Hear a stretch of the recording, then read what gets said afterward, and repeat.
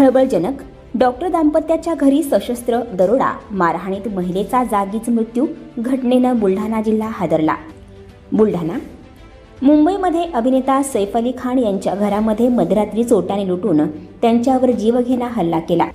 त्यानंतर दरोडा टाकण्याच्या इराद्याने आलेली घटना ताजी असतानाच बुलढाण्यात देखील काल मध्यरात्री एका डॉक्टरच्या घरामध्ये दरोडेखोर घुसून डॉक्टर पत्नीची हत्या झाल्याची घटना समोर आली आहे.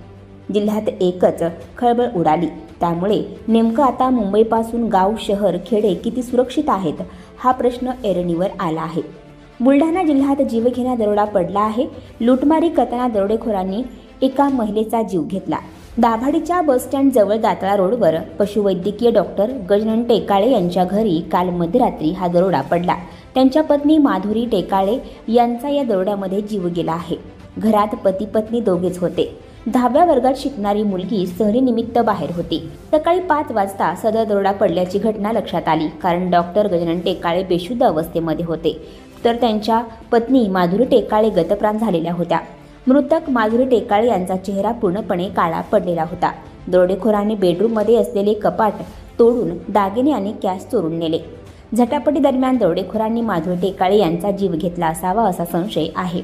गजानन टेकाळे अत्यवस्थ असून त्यांना मलकापूर येथील रुग्णालयात हलवण्यात आले आहे. त्यांच्याही मेंदूवर मार बसल्याचे समजते. दरम्यान घटनेची माहिती मिळताच बोराखेडी पोलिसांनी दाभाडीकडे प्रयाण केले आहे. सदर घटनेने संपूर्ण परिसरामध्ये खळबळ निर्माण झाली आहे. दरोडा टाकून दरोडेखोर पसार झाले.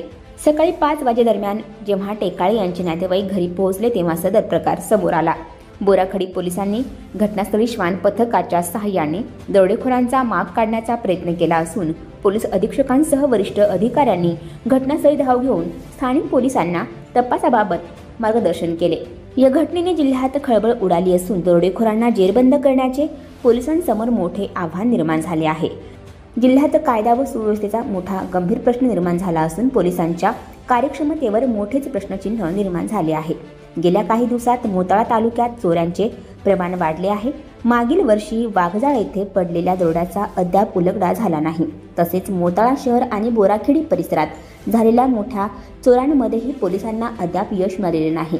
या घटनेनंतर नागरिकांमध्ये पोलिसांच्या कार्यक्षमतेबद्दल नाराजी आहे. चोरट्यांचा शोध लावून नागरिकांना संरक्षण मिळावे अशी मागणी जोर धरू लागली आहे.